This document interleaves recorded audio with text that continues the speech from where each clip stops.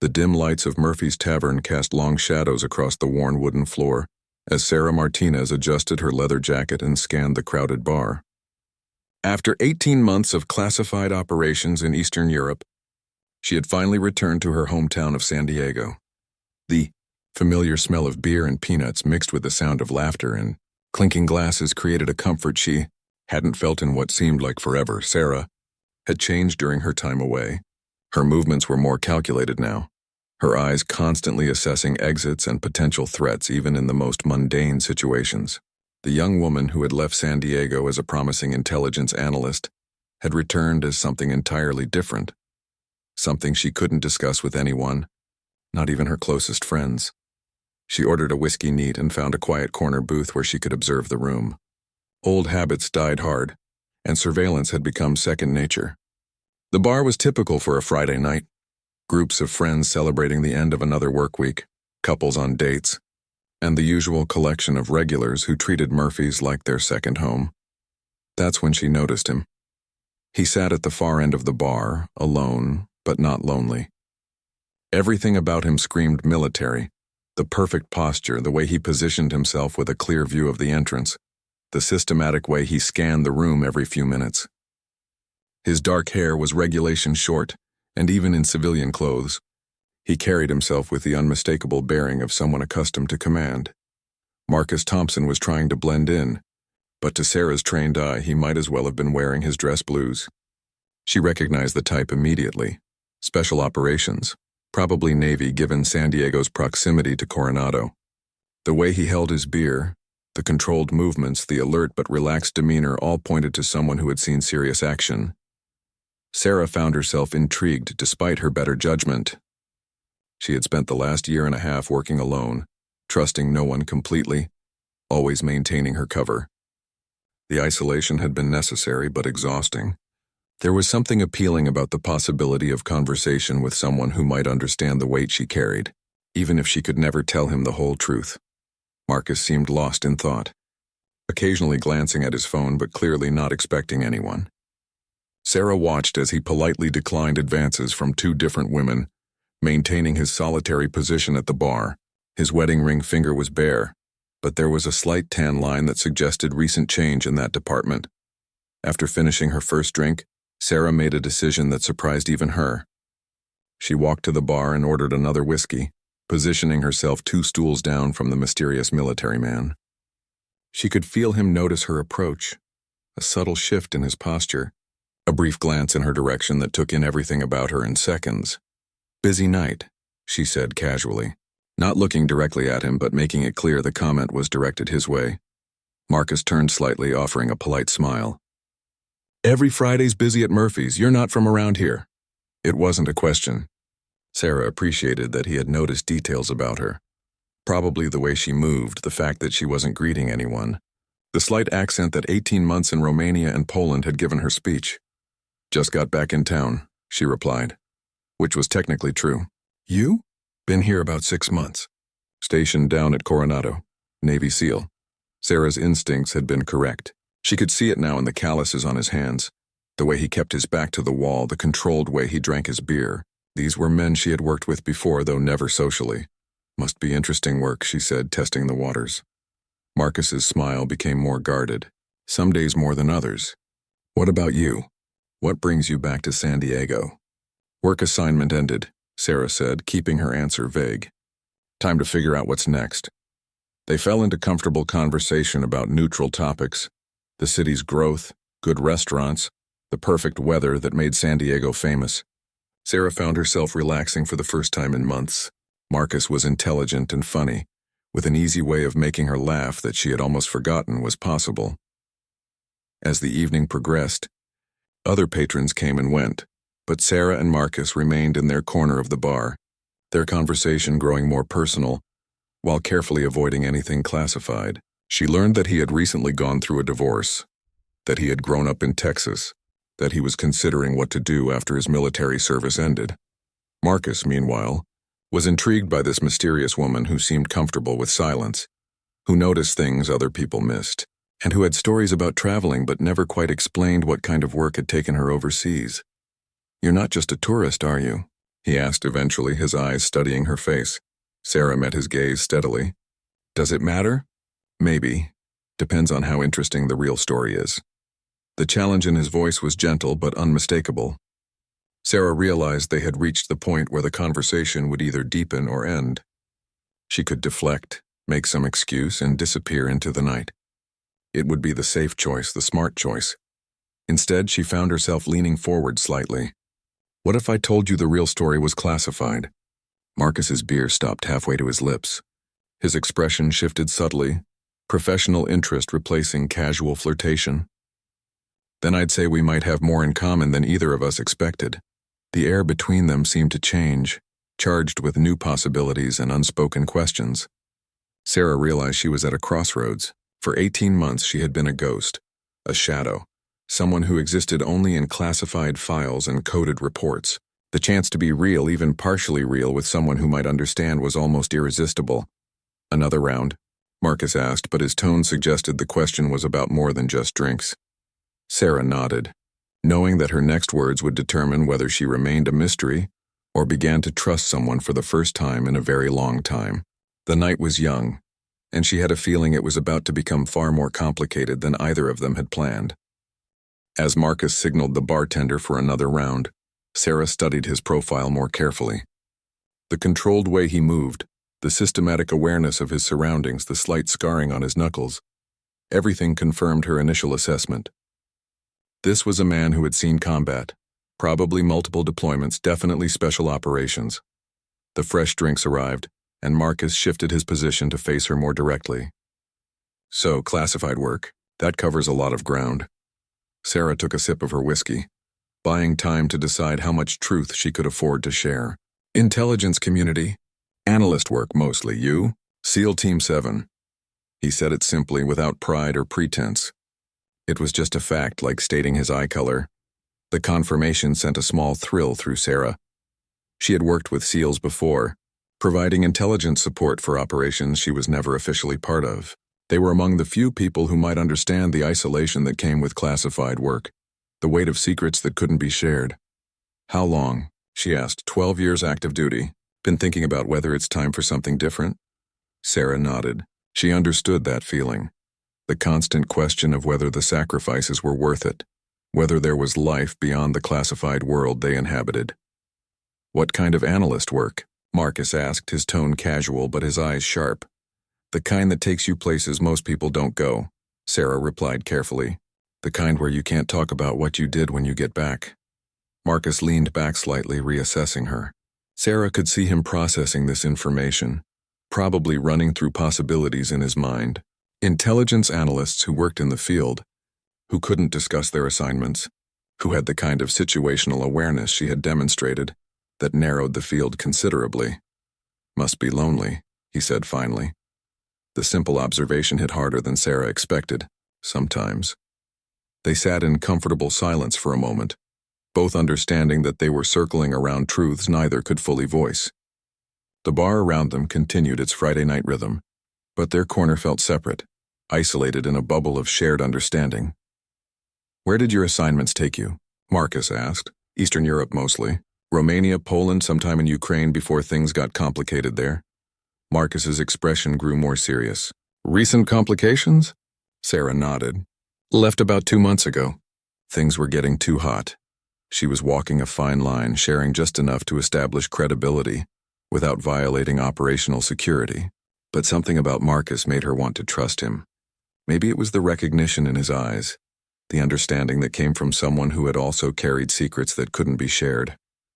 I was in Syria last year, Marcus offered. Can't say much about it, but I understand complicated situations. The mutual revelation seemed to relax both of them. They were still strangers, but they were strangers who spoke the same language, who understood the rules of the game they both played. Do you miss it? Sarah asked. The action, I mean. Marcus considered the question seriously. Sometimes. Miss the team more than anything else. The clarity of mission, knowing exactly what needs to be done and having the training to do it. Civilian life is, he gestured vaguely at the crowded bar, different. Sarah understood completely.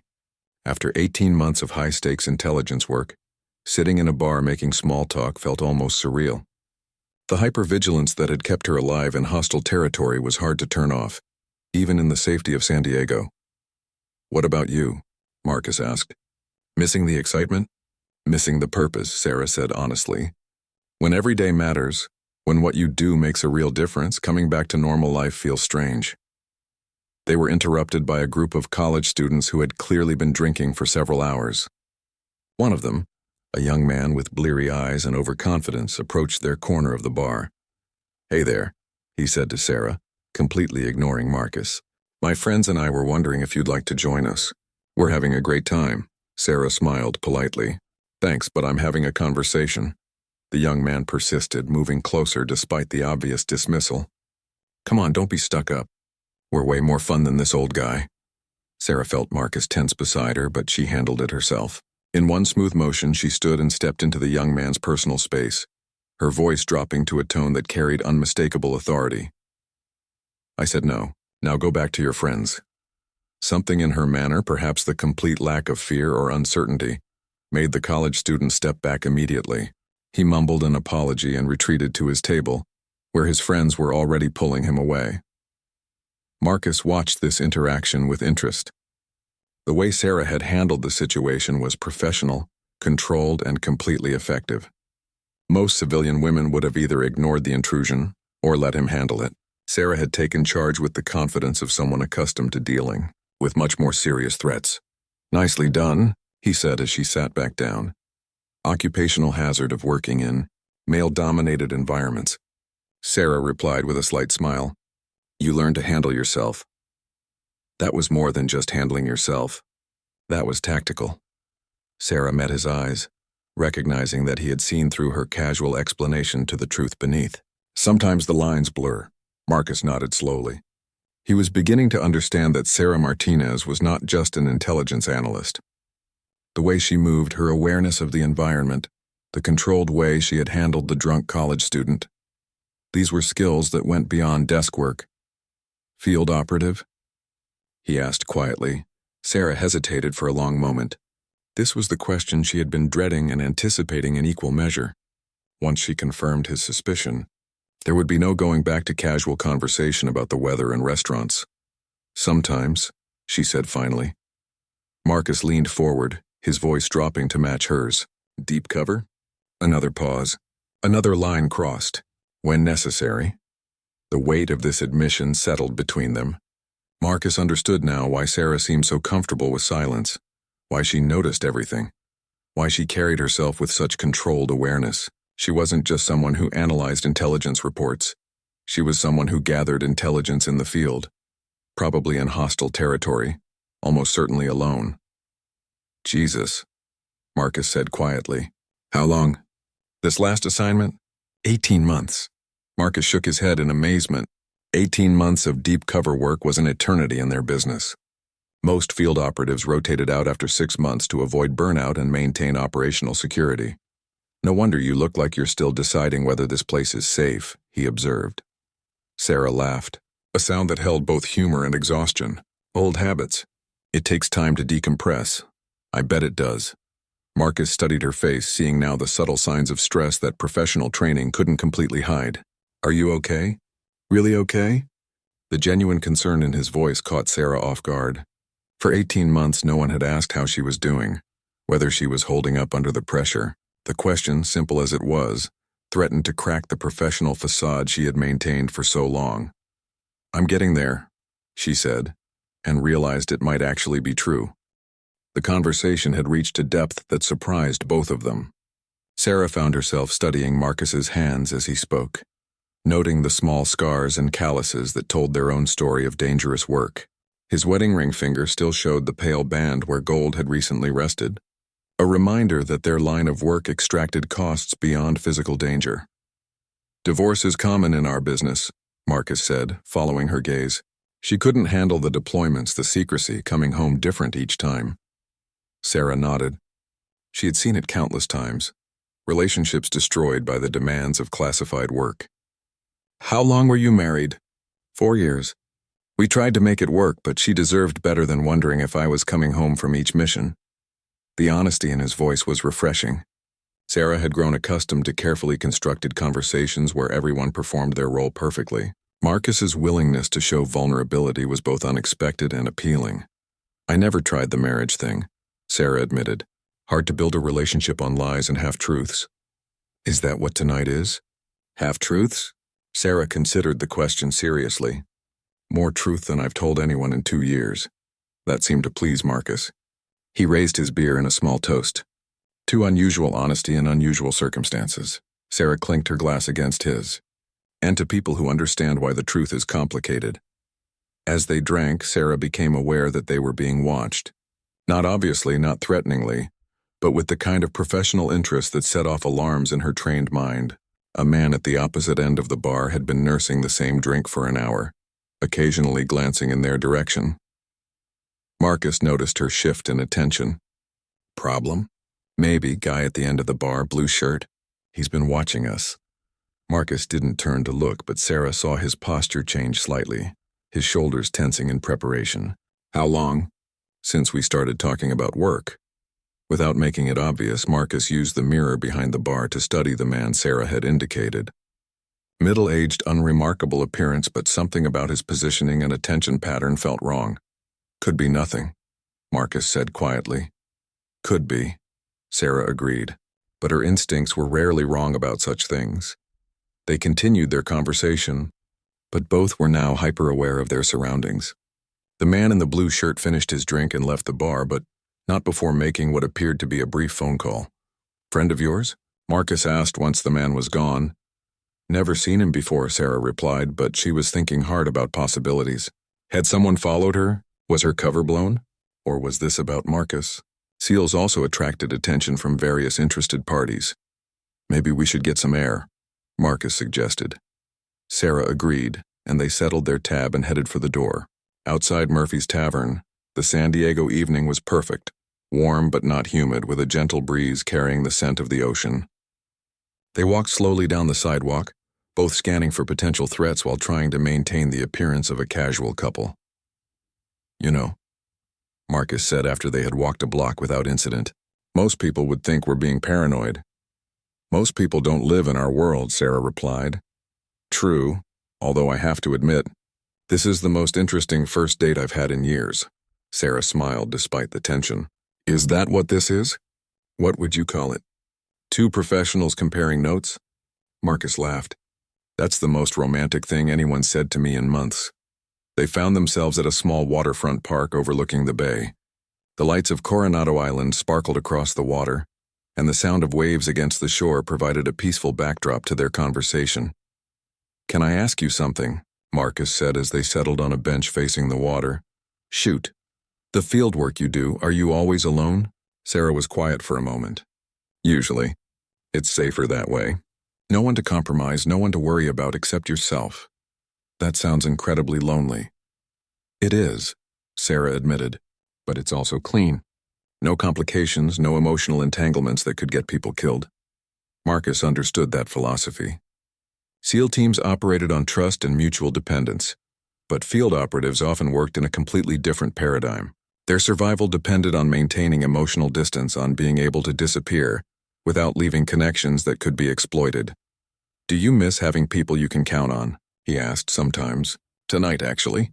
The admission surprised them both. Sarah had not intended to be so honest.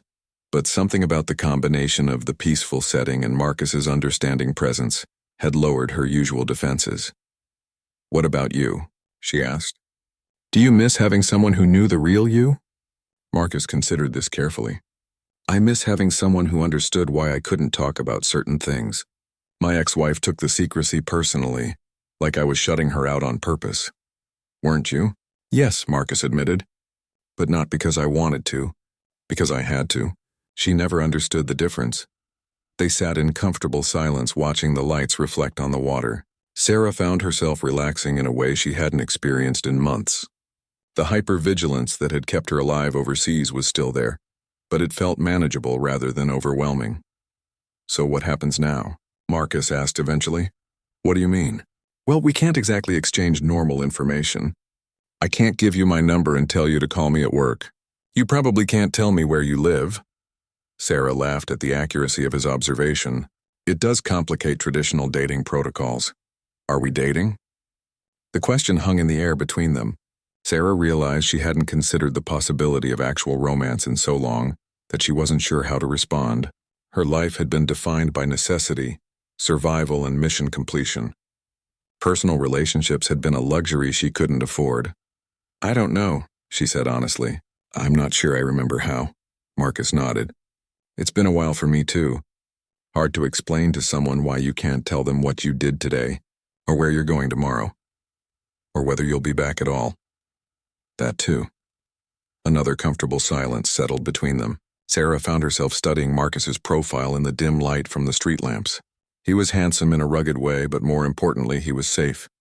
Not safe in the sense that he couldn't take care of himself, clearly he could, but safe in the sense that he understood her world, her constraints, her reality.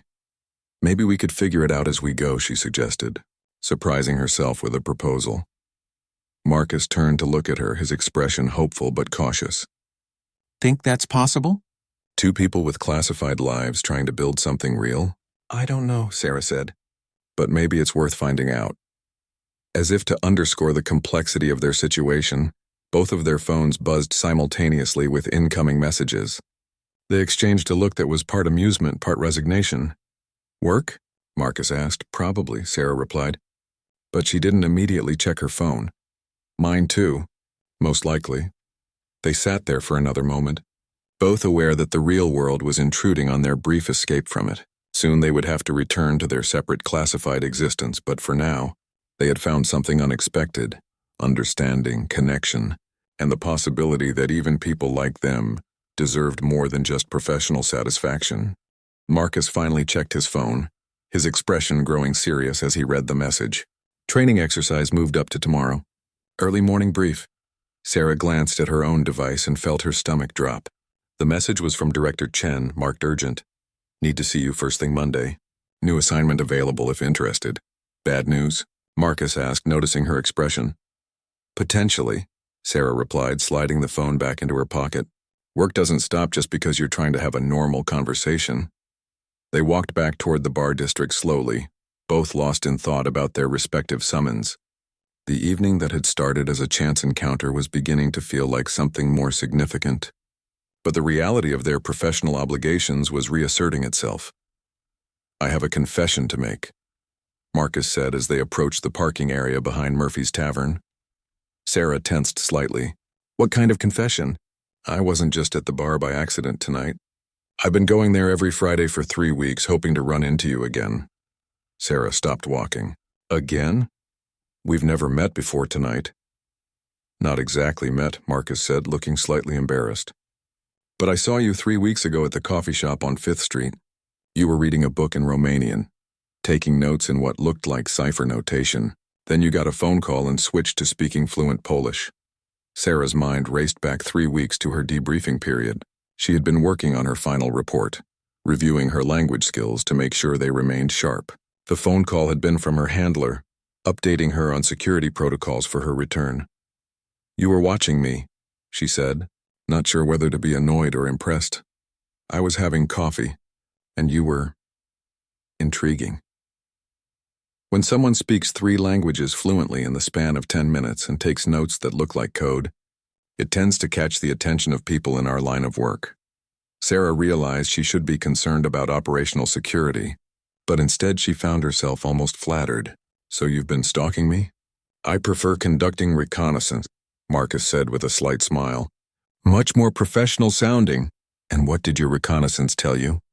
Marcus grew more serious. "That you're careful, professional, and probably very good at what you do. Also that you look like you've been carrying a heavy load for a long time." The accuracy of his observation caught Sarah off guard. "Is it that obvious?" "To someone who knows what to look for," Marcus said gently. "The way you check exits, the controlled movements, the fact that you never fully relax even when you're alone. I recognize it because I see it in the mirror." Sarah felt exposed in a way that had nothing to do with blown operational cover. Marcus had seen through her civilian facade to the professional underneath, and more uncomfortably to the person who was struggling to find balance between the two. "So what was your plan?" she asked. "Assuming you eventually ran into me again?" "Honestly, I didn't have one. I just knew I wanted the chance to find out who you really were. And now that you have some idea? Marcus stopped beside a motorcycle parked under a street lamp. Sarah wasn't surprised. The bike fit his personality perfectly. Now I'm more interested than ever and twice as concerned about how complicated this could get. Sarah understood his hesitation. Relationships in their world were risky in ways that civilian couples never had to consider.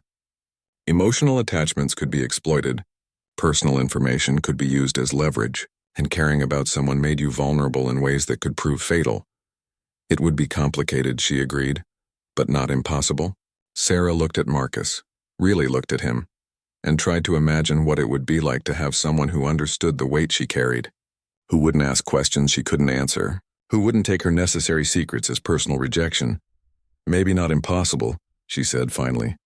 Marcus smiled, the first completely genuine expression she had seen from him all evening. I was hoping you'd say that. He pulled a business card from his wallet and handed it to her. It was generic, listing only a name and phone number with no indication of employer or occupation. That's a secure line, he said, if you decide you want to find out how complicated this could get. Sarah took the card, noting its plain appearance. No flowers and dinner first. I thought we'd already established that we're not exactly normal dating material.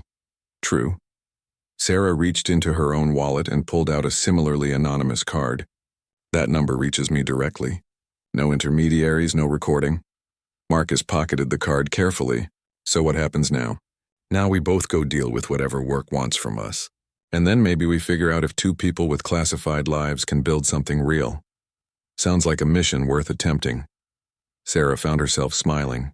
It's been a long time since I thought about anything as a mission I actually wanted to complete.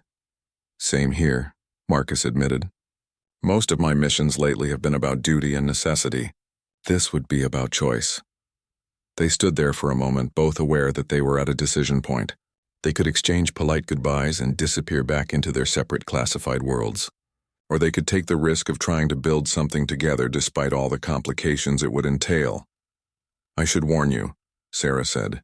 I'm not good at normal relationship things. I don't know how to be casual or domestic or any of those things people expect.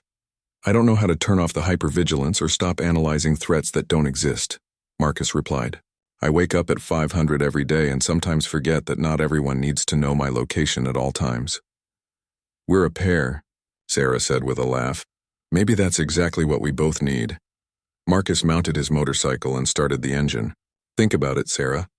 Think about whether you're ready for a different kind of mission. As he drove away, Sarah stood in the parking lot holding his card and thinking about possibilities she had dismissed long ago. For 18 months, her world had been defined by isolation, secrecy, and survival. The idea of sharing even part of that burden with someone who might understand was both terrifying and appealing. Her phone buzzed again with another message from Director Chen. Assignment involves Eastern Europe again. Different countries, similar parameters. Let me know Monday if you're interested. Sarah looked at the message and then at Marcus's card. She had a choice to make. Return to the solitary world of deep cover operations, or take a risk on something that could be either the best or worst decision of her professional life. For the first time in years, the choice wasn't based purely on duty or necessity. For the first time in years, she had something personal to consider. She walked to her own car, Marcus's card still in her hand, wondering if she was brave enough to find out whether two damaged people from the classified world could build something healthy together.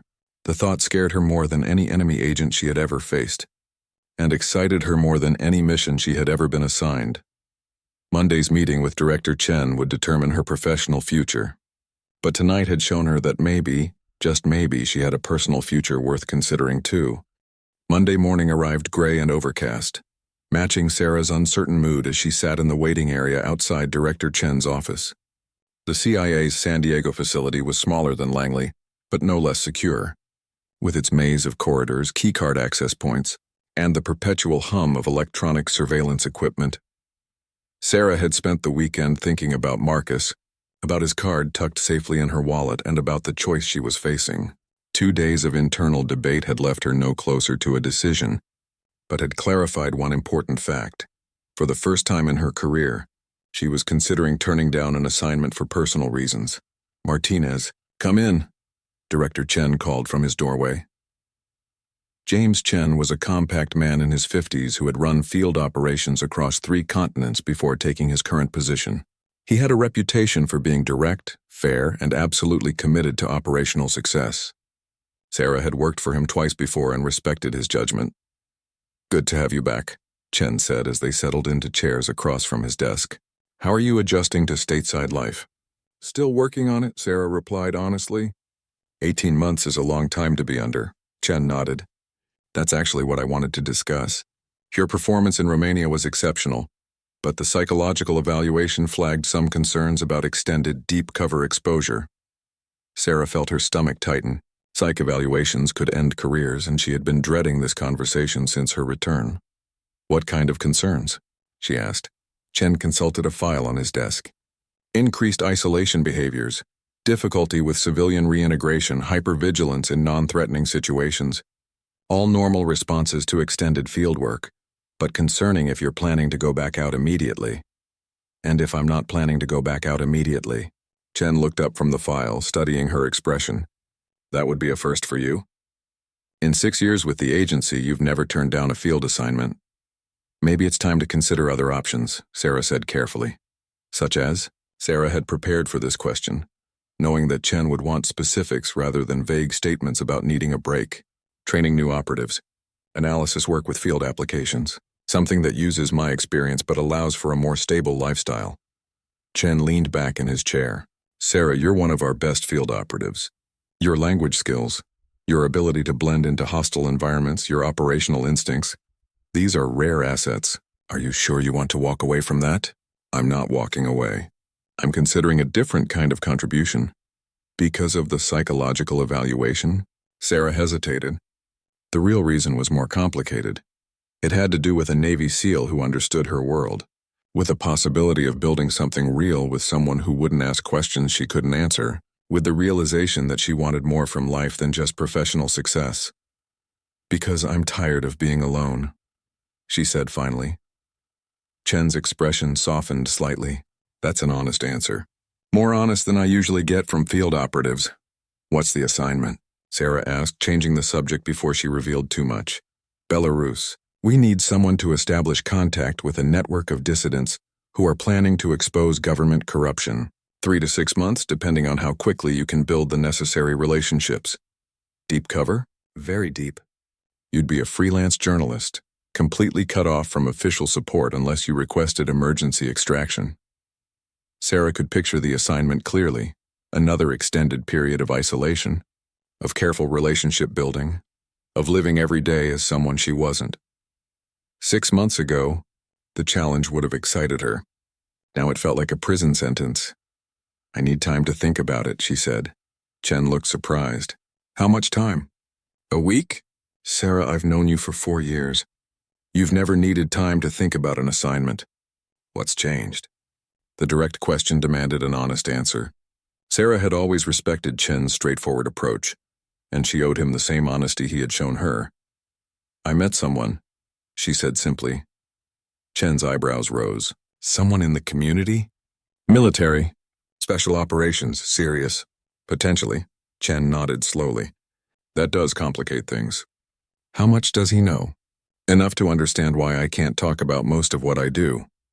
Not enough to compromise anything operational. And you're considering giving up field work for this relationship?" Sarah realized how it must sound to Chen. A dedicated operative suddenly willing to change her entire career path for a man she had known for one evening. But it wasn't really about Marcus, not entirely. It was about the realization that she wanted a life outside her work, that she was tired of existing only in the shadows. "I'm considering it," she confirmed. Chen was quiet for a long moment, studying her file again. When he looked up, his expression was thoughtful rather than disapproving. "You know, in my experience, the best field operatives are the ones who have something real to come back to. It gives them grounding, motivation, a reason to stay sharp." "Are you suggesting I should maintain the relationship?" "I'm suggesting that maybe there's a middle path here. What if instead of Belarus I offered you something based here in Southern California? Still field work, still challenging, but without the extended isolation." Sarah felt a spark of interest. "What kind of assignment?" "We've been tracking a weapons trafficking network that operates between San Diego and Tijuana. They're moving military-grade equipment to buyers across Latin America, and we suspect they have contacts inside several defense contractors. We need someone to infiltrate the organization, but the work would be based locally. How local? You'd maintain a cover identity in San Diego, build relationships with the network, but come home every night. Think of it as undercover work rather than deep cover. The possibility intrigued Sarah more than she wanted to admit. What's the timeline? Open-ended. Could be 3 months, could be a year.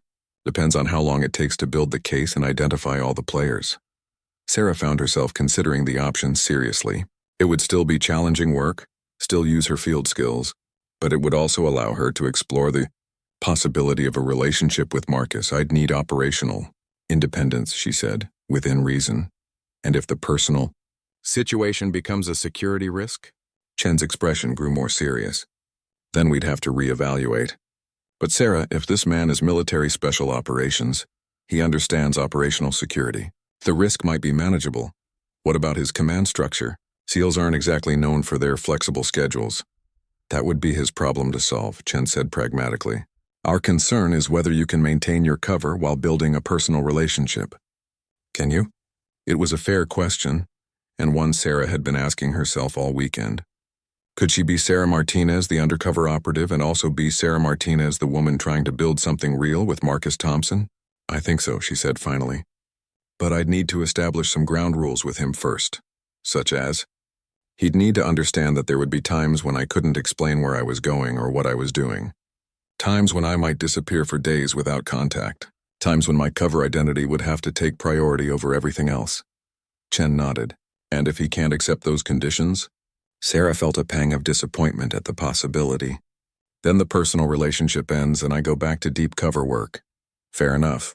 So what's your decision on the local assignment? Sarah realized she had already made her choice. I'll take it. But I want to meet with the operational team first, understand the full scope of what we're dealing with. Agreed. I'll set up a briefing for Thursday. That gives you a few days to have the necessary conversation with your SEAL.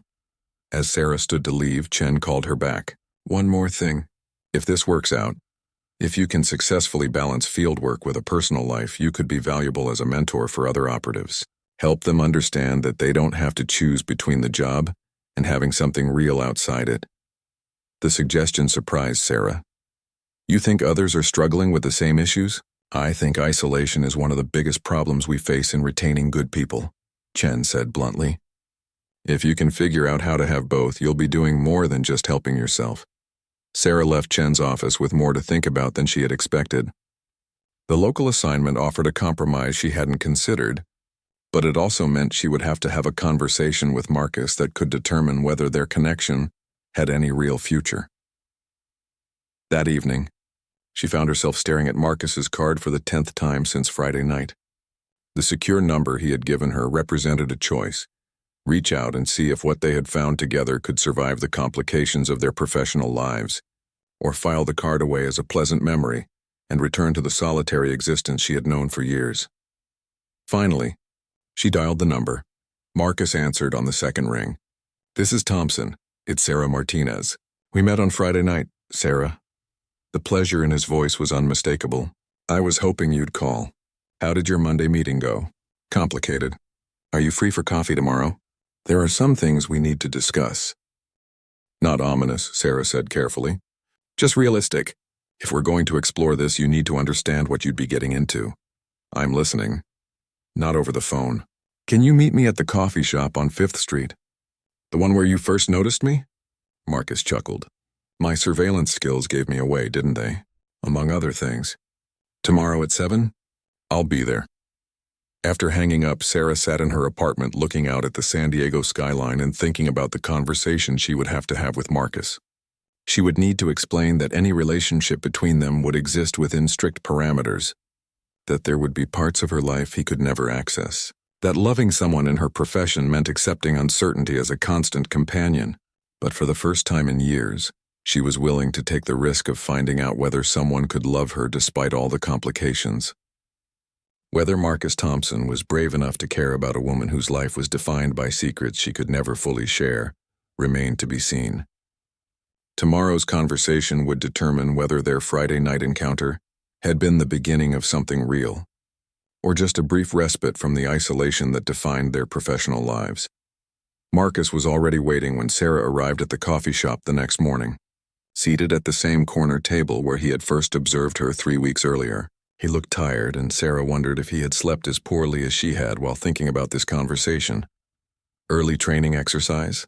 she asked as she joined him. "Something like that," Marcus replied, but his attention was focused entirely on her. "You look like you have serious things to discuss." Sarah had spent the night rehearsing this conversation, trying to find a way to explain the realities of her professional life without violating operational security. Now faced with Marcus's direct gaze, she found herself struggling to know where to begin. "I need to tell you some things about what a relationship with me would actually involve," she said finally. Marcus leaned back slightly. "That does sound serious." "It is. Because if you can't handle the reality of what my life is like, we should end this now before either of us gets more invested." "Okay," Marcus said carefully. "I'm listening." Sarah took a breath and began the explanation she had prepared. "My work involves long-term undercover assignments. Sometimes I disappear for months at a time with no contact. Sometimes I come back as a different person than the one who left. Sometimes I can't tell you where I've been or what I've been doing." Marcus nodded. "I assumed something like that from what you said Friday night. But there's more. Even when I'm stateside, even when we could theoretically have a normal relationship, there will be times when I have to prioritize my cover identity over everything else. Times when Sarah Martinez, the girlfriend, takes second place to whatever identity I'm maintaining for an operation. How often? I don't know yet. I've been offered a local assignment that would let me stay in San Diego, but it's still undercover work. There would still be limitations." Marcus was quiet for a moment, processing this information. "What kind of limitations?" "I might have to cultivate relationships with dangerous people. I might have to attend social events or travel or stay out all night as part of my cover. I might have to let other men think they're interested in me or let other women think I'm someone I'm not. And I wouldn't be able to know which Sarah I was talking to at any given time." The question hit closer to the heart of the matter than Sarah had expected. "Sometimes, probably not." Marcus studied her face carefully. "How do you handle it? Keeping track of who you're supposed to be? Practice, training, and a very clear sense of who I really am underneath all the covers." "And who is that?" Sarah found herself unprepared for the question. For so long her identity had been fluid, changeable, defined by mission requirements rather than personal choice. The idea of explaining her core self to someone else was both appealing and terrifying. "I'm someone who believes in protecting people who can't protect themselves," she said slowly. "Someone who thinks that what we do matters, even if no one ever knows we did it. Someone who's tired of being alone but isn't sure she knows how to be anything else." Marcus reached across the table and took her hand. "That's a start." The simple gesture of connection steadied Sarah more than she had expected. "What about you? What would you need from a relationship like this? Honesty when you can give it, understanding when you can't, and some way to know that even when you're being someone else professionally, you still want to come back to being yourself with me. That's a lot to ask for. It's a lot to offer, too," Marcus pointed out. "I'm not exactly easy relationship material either." Sarah realized he was right. She had been so focused on explaining her complications that she hadn't fully considered what his professional life would add to the equation.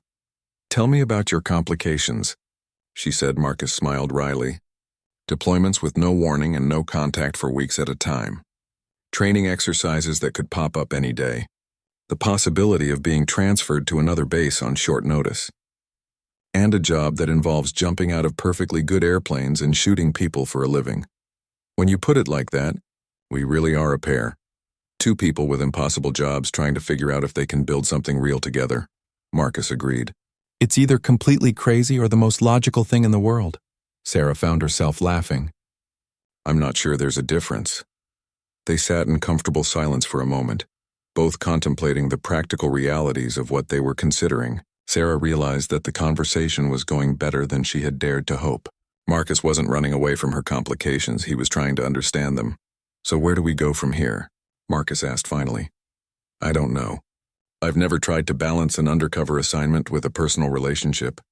Then we figure it out as we go," Marcus said simply.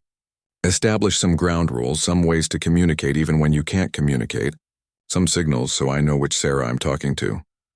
The practicality of his approach impressed Sarah. Instead of being overwhelmed by the complications, Marcus was already thinking tactically about solutions. "What kind of signals?" she asked. "I don't know yet.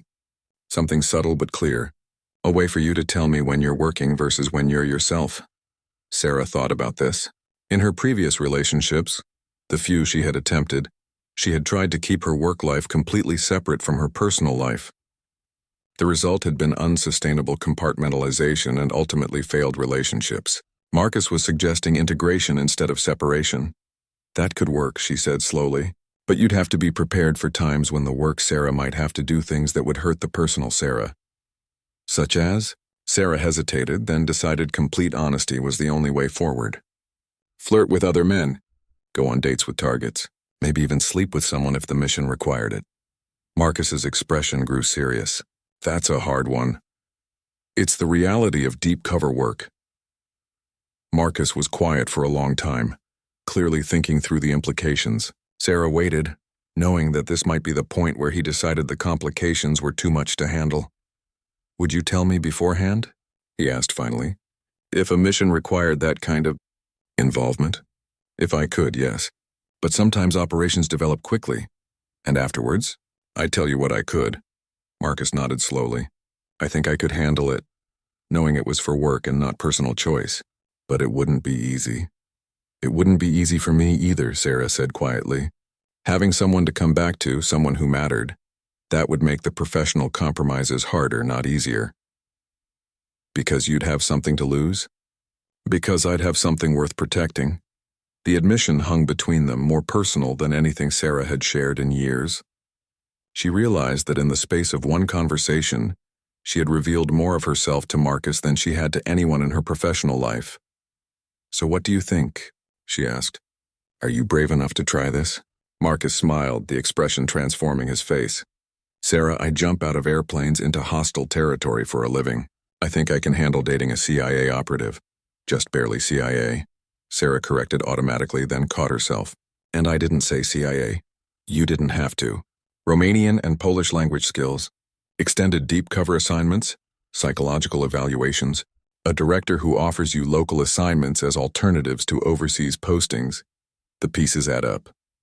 Sarah realized she had revealed more than she intended, but found she wasn't concerned.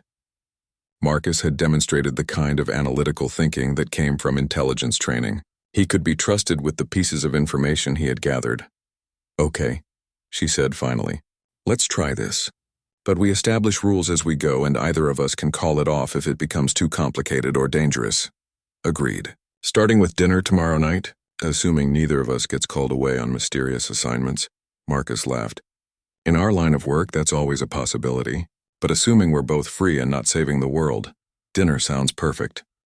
As they prepared to leave the coffee shop, Sarah felt something she hadn't experienced in years: anticipation for a future that involved more than just her work.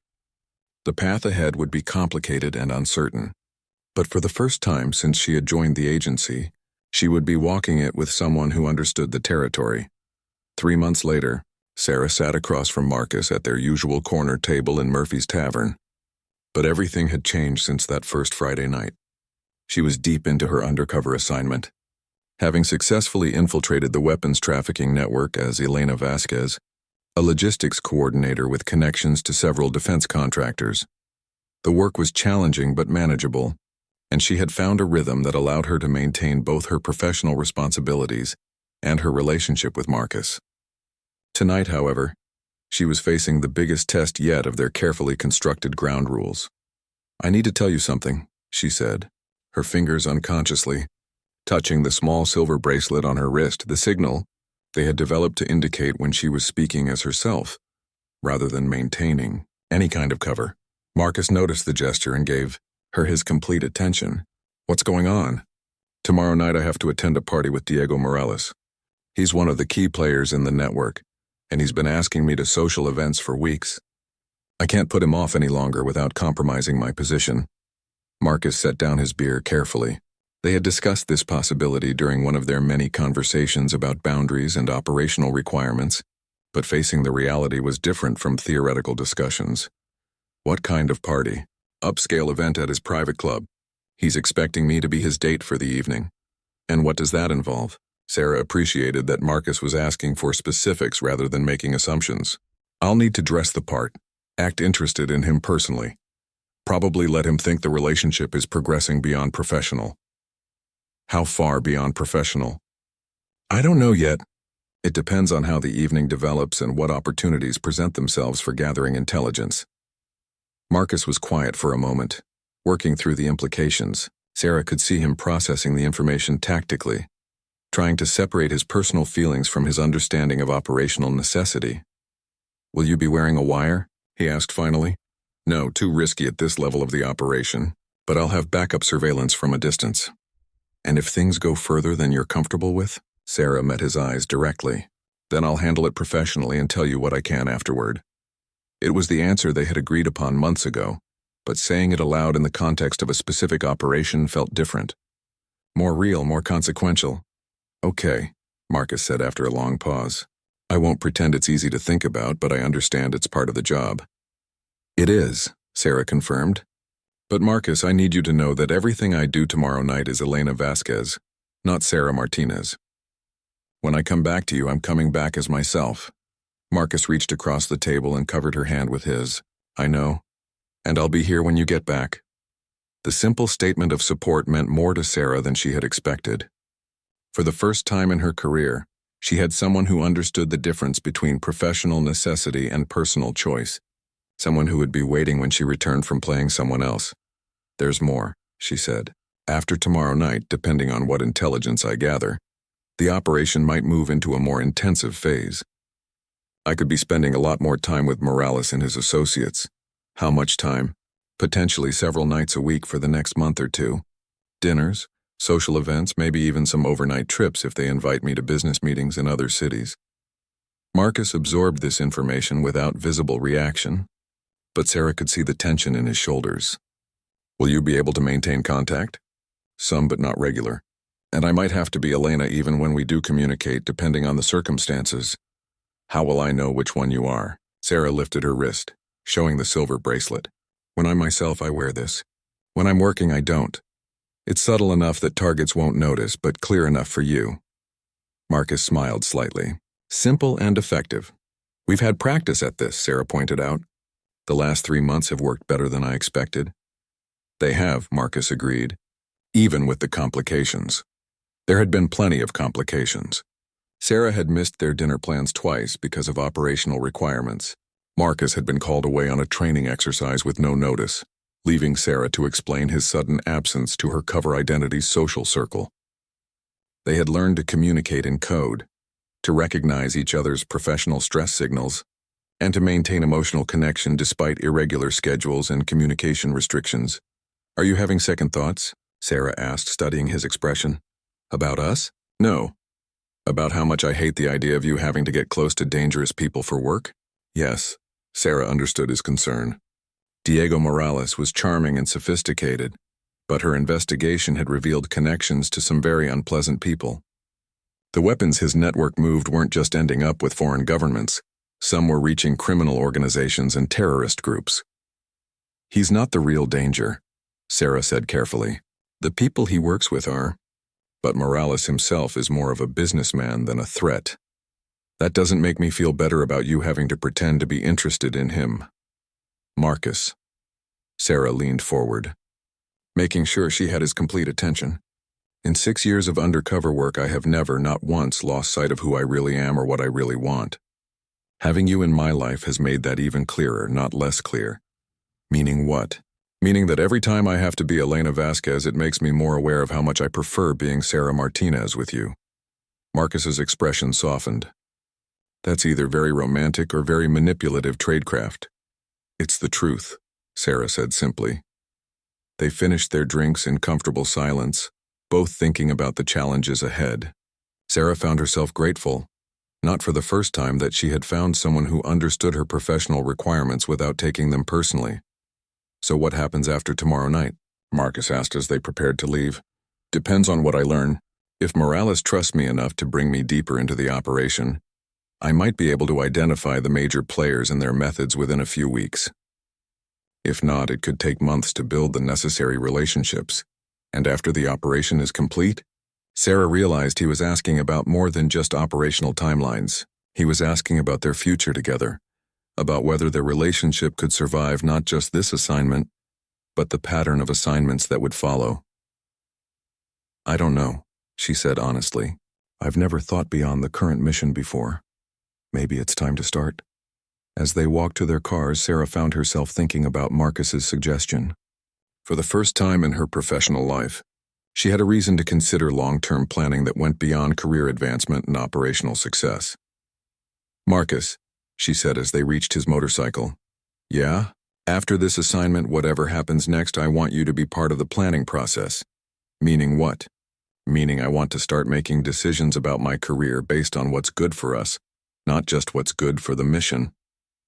Marcus smiled, the expression visible even in the dim parking lot lighting. "I'd like that." As he drove away, Sarah stood beside her car thinking about the conversation ahead of her with Director Chen. For the first time, she would be requesting specific assignment parameters based on personal considerations. It was a significant departure from her usual approach. But 3 months with Marcus had taught her that having something real outside of work made her more effective. Not less. Tomorrow night she would be Elena Vasquez. Playing a role in service of her country's security interests. But she would be doing it with the knowledge that Sarah Martinez had someone worth coming home to. And that made all the difference in the world. The operation was entering its most critical phase.